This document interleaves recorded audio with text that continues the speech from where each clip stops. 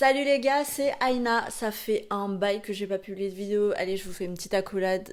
Oui, oui. Bienvenue dans cette nouvelle catégorie de vidéos que j'ai décidé d'intituler Ranking Drama. C'est le genre de vidéo que vous adorez sur ma chaîne et pour les petits nouveaux, ici vous allez retrouver des vidéos top ou flop des dramas coréens, webtoon et d'autres trucs. Je sais que vous avez attendu ce genre de vidéo depuis un petit moment, d'après vos commentaires comme celui-là qui font vraiment très plaisir. Merci beaucoup. Le truc c'est que regarder des dramas coréens ça prend énormément de temps et malheureusement je peux pas sortir avec une liste de nouveaux dramas ou de dramas terminés à chaque fois. Mais pour cette rentrée je vais vous proposer de nouveaux contenus de vidéos sur les dramas. Je vais faire la review de certains dramas et même la revue de certains épisodes et de moments phares de vos dramas préférés. Bon pour le début ce sera d'abord mes dramas préférés, mais n'hésite pas à me dire en commentaire quel genre de drama tu voudrais que je review en particulier, comme ça deviendra ton émission. Comme ça fait longtemps que j'ai pas posté, c'est normal que l'intro prend un petit peu de temps parce que j'ai d'autres news, donc je voulais vous remercier pour votre présence, vraiment tous vos likes, commentaires et abonnements aussi surtout.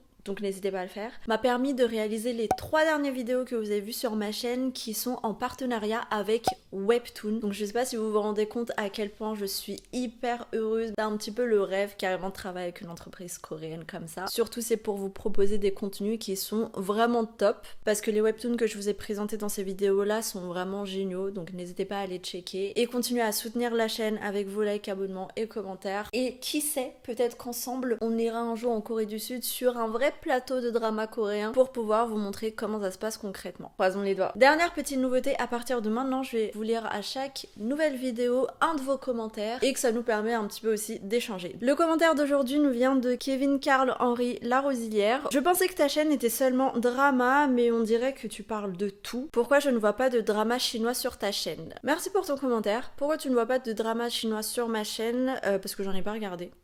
Voilà, donc si vous avez des conseils de drama chinois, les commentaires sont pour vous. Voilà tout pour les updates de la chaîne et c'est parti, le ranking des dramas de la saison 2022.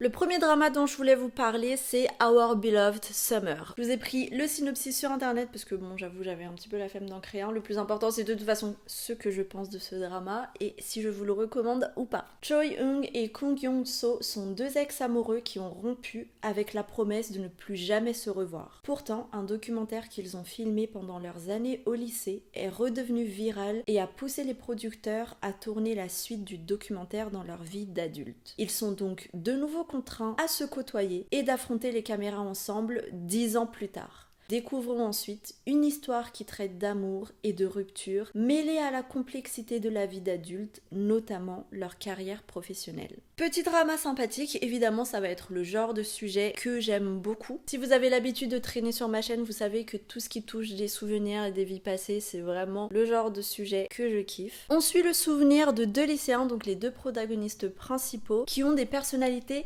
très différentes, je dirais même opposées, parce qu'on a la fille qui est première de l'école, très travailleuse, et on a le garçon, un petit glandeur qui n'en a rien à faire des études et qui est même dernier de toute l'école. Le plot de ce drama est très intéressant, j'aime beaucoup le parallèle entre leur vie quand ils étaient jeunes et directement leur vie de quand ils sont adultes. Après malheureusement ce drama est un petit peu lent au début, donc il va falloir s'accrocher un petit peu, mais l'ensemble de l'histoire est quand même très sympathique et le jeu d'acteur aussi. Les rythmes de drama c'est très important parce que quand c'est un petit peu lent, c'est plus facile de décrocher tout de suite, donc du coup, toi en tant que viewer, t'auras pas envie de regarder la suite et de savoir qu'est-ce qui se passe par la suite, alors que possiblement c'est quelque chose de très intéressant. Si je vous dis ça, c'est parce que ce drama m'a tellement peu touchée qu'en écrivant cette vidéo, je me suis rendu compte que je l'avais pas terminé. J'étais restée bloquée au 1/4 de l'épisode 16, donc le tout dernier épisode. Et c'est dommage. Sinon, j'aime beaucoup la dualité entre les deux personnages et le thème qui est abordé en soum soum dans ce drama. Donc voilà, je vais pas plus creuser ce sujet parce que les vidéos ranking drama c'est vraiment pour vous donner envie ou pas de regarder les dramas coréens, donc je vais pas faire une analyse complète, ça sera vraiment sur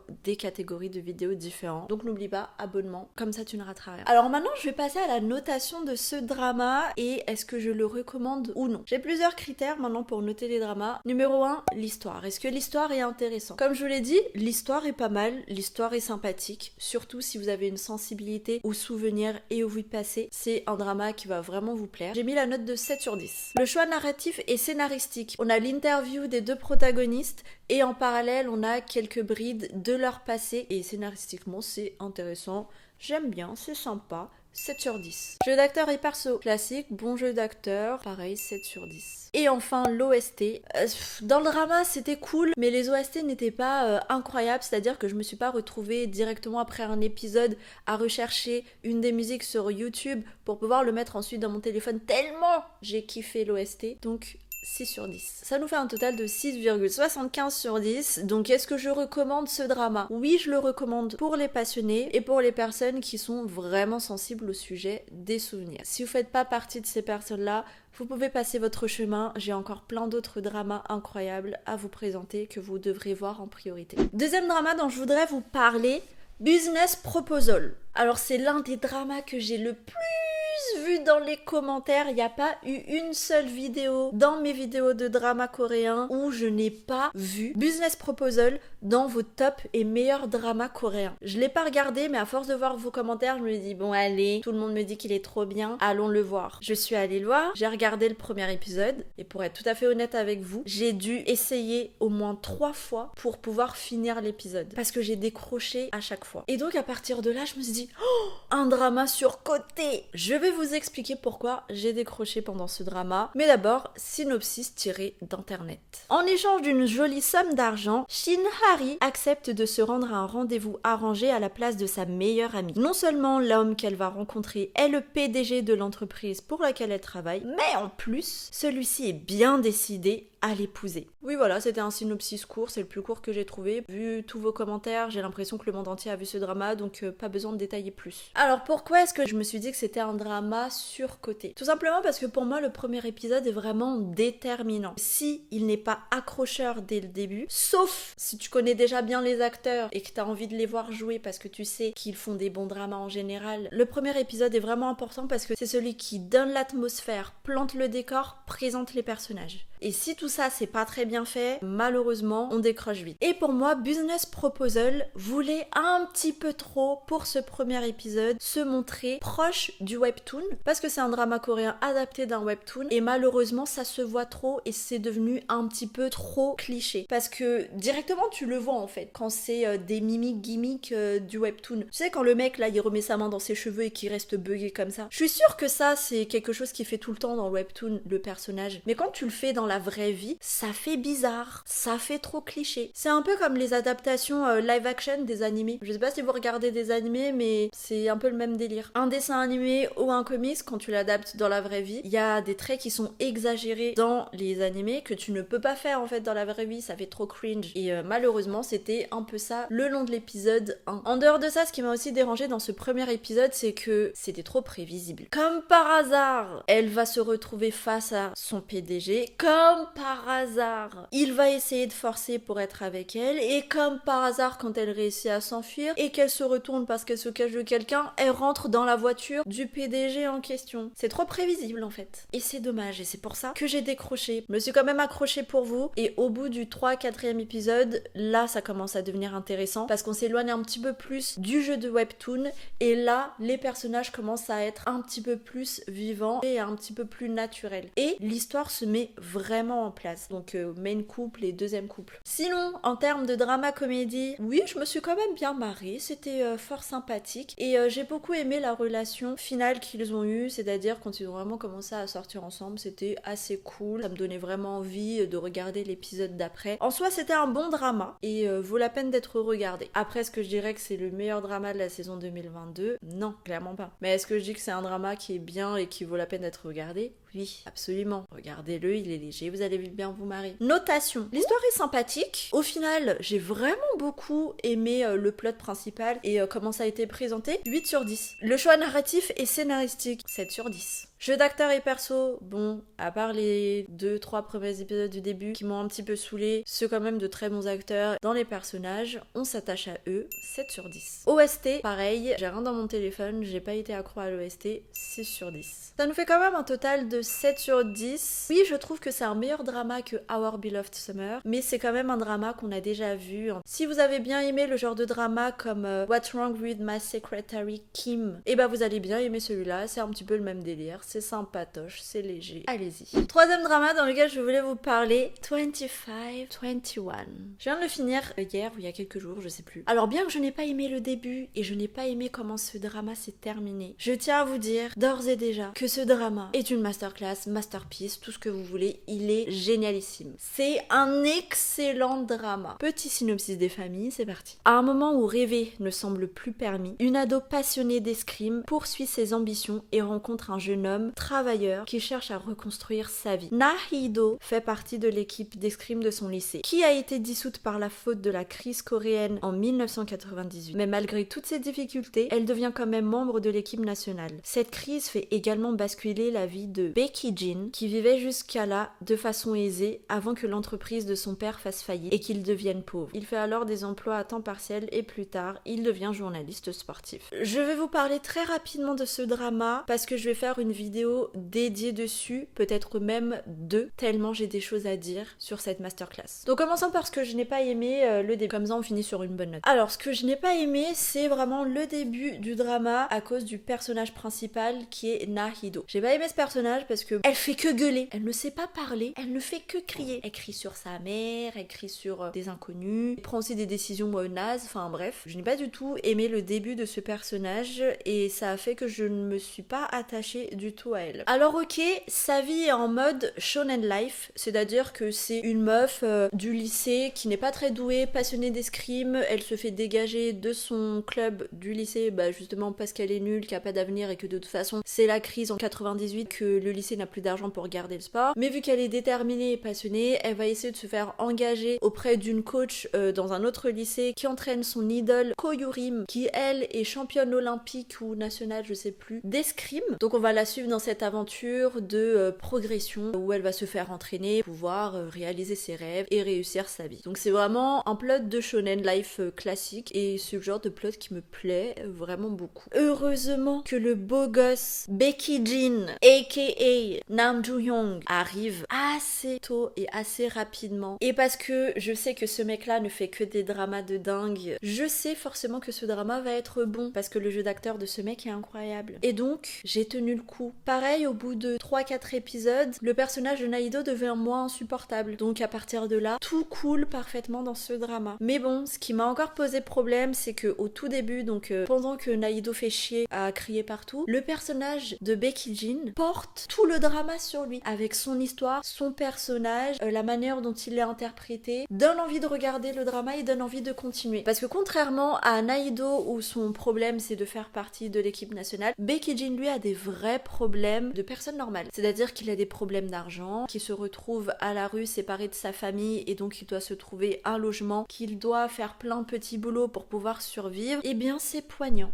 Et voir le contraste des deux, quelqu'un avec des vrais problèmes sur lesquels n'importe qui peut se reconnaître et une personne qui a des problèmes un petit peu plus, on va dire, de rêve, te permet de relativiser sur ta vie. Et ça, c'est intéressant. Et ça, c'est très beau dans le drama. En dehors de tout ça, pour vous dire à quel point ce drama est magnifique, encore une fois, on parle des souvenirs passés. On nous raconte l'histoire à travers les yeux de la fille de Nahido qui lit les journaux intimes de sa mère. Et c'est comme ça que tu découvres en fait l'histoire de sa mère quand elle était jeune, comment est-ce qu'elle a fait pour devenir escrimeuse, etc., etc. La manière dont c'est dépeint est vraiment très très beau et ça te donne envie d'écrire un journal intime parce que tu as envie de garder tes souvenirs avec tes copains et toutes les personnes avec qui tu es en train de passer ta vie actuellement, parce que ce drama te montre à quel point les relations sont éphémères. Donc on voit l'évolution de chacun des personnages du lycée à la vie d'adulte, de leurs problèmes quand ils sont au lycée et on regarde comment est-ce qu'ils gèrent tout ça et c'est vraiment très intéressant, c'est vraiment très beau. Ça vous décrochera aussi quelques petites larmes, donc soyez prêts. Et on revoit aussi toutes les évolutions de l'époque, c'est-à-dire l'apparition d'internet, l'apparition des téléphones portables, d'autres catastrophes qui s'est passées entre 98 et 2021. Mais voilà, c'est vraiment un drama magnifique que je vous recommande d'ores et déjà de regarder et aussi de regarder les prochaines vidéos que je vais sortir parce que je vais parler de points très spécifiques abordés dans ce drama et qui est vraiment très très très intéressant. Abonnement et cloche pour ne pas le rater. Maintenant on passe à la notation. L'histoire, 9 sur 10, c'était magnifique. Les thèmes abordés sont très riches. riche, 9 sur 10. Choix narratif et scénaristique, 8 sur 10. C'est très beau, très esthétique et les costumes reflètent beaucoup l'époque 90, donc magnifique. Jeu d'acteur des persos. En dehors du fait que le personnage de Naido était chiant au début, elle est quand même très bien interprétée. Donc on voit vraiment bien la différence entre quand elle était jeune et quand elle est adulte. Je vais pas parler du jeu de Nam Joohyang parce que c'est juste magnifique, vraiment incroyable. Et les autres personnages aussi jouent très bien leur rôle, donc 8 sur 10. L'OST, 8 sur 10 parce qu'il y a deux musiques en particulier que j'ai vraiment adoré.